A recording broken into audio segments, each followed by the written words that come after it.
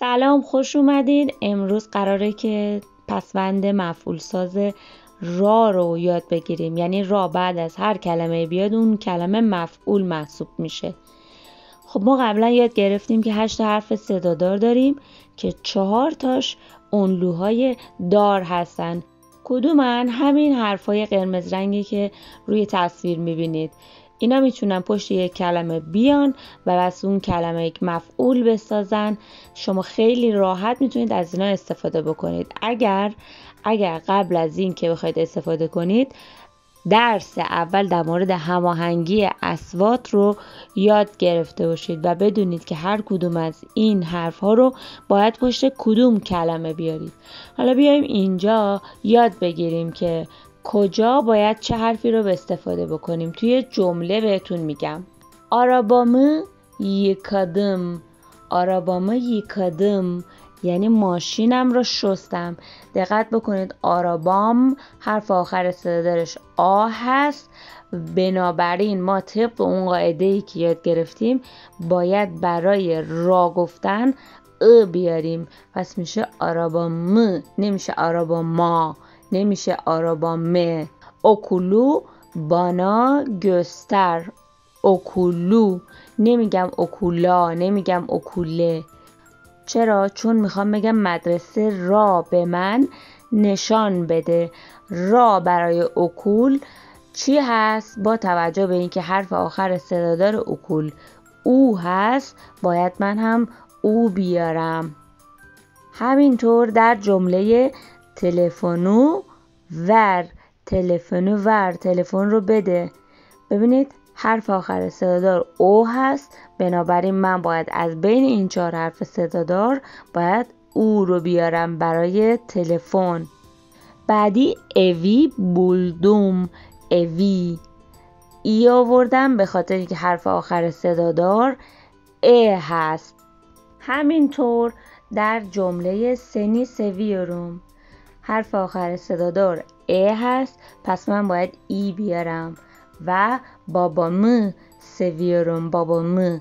ببینید اینجا دیگه نگاه کردیم به حرف آخر صدادار که آ بوده و ا آوردیم. دقت کنید همه کلماتی که بهشون را چسبیده با حروف بی صدا تموم شدن و حرف صداداری قبل از را نمیبینید.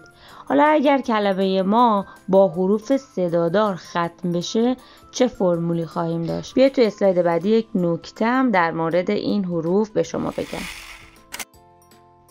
توی این اسلاید ببینید چانتا، بابا، آرابا، آنه، کوتو، همه اینا با حروف صدادار تمام میشن و همون فرمول رو ما باید براشون رعایت بکنیم که را بهشون بچسبونیم. مثلا بگیم کیف را، بابا را، ماشین را، مامان را. اما چون با حروف صدادار تموم شدن یه دونه یه به عنوان میانجی میاریم که اینجا من با سبز رنگ نوشتمش که متوجه بشید بین 2 تا حرف صدادار افتاده. اون یه میاد وسط 2 حرف صدادار قرار میگیره که شما بتونید 2 حرف صدادار رو قشنگتر ادا بکنید. یکم تغییر تو جمله های قبلی، اسلاید قبلی دادم. ببینید چانتایی کایبتم یعنی چی؟ کیف را گم کردم. اونجا گفته بودیم کیفم را گم کردم.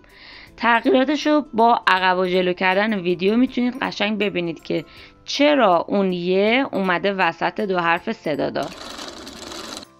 پسوند را به هر ترتیبی که نوشته بشه یک حرف صدادار خواهد بود.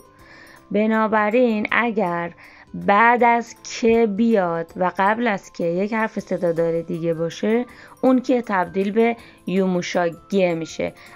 جمله اول میگه پارک بولدومو، پارک. خب اینجا قبل از که چی داریم؟ ر داریم. حرف بی صدا هست و نیازی نیست که تبدیل به یوموشاگه بشه. اما توی جمله بعد سوکاک قبل از که یه دونه آ داره، یعنی حرف صدادار داره. اگر نشانه مفعولی ا بیاد بعدش که بین 2 حرف صدادار قرار میگیره و تبدیل به یوموشاگه میشه. همینطور متفاک همین اتفاق برای متفاک هم میفته و کی متفاک تبدیل به یوموشاگه میشه. با توجه به درسی که گرفتید الان شما بگید دارم علی رو توی کلاس میبینم. سنفتا علی نقطه چین görüyorum. به جای نقطه چین چطور پسوند را رو میارید؟ دوستای خوبم، در کانال آموزشی بامبو لنگویجز ما داریم برای بچه های کوچیک زبان ترکی رو آموزش میدیم. لینک این درس ها زیر همین ویدیو موجود هست، میتونید برید مستقیم ببینید. اگر دوست دارید که کودکانتون هم زبان ترکی رو یاد بگیرن، این گزینه بسیار خوبی هست. منتظرتون هستم. اونجا هم لطفاً سابسکرایب کنید و منو دنبال بکنید.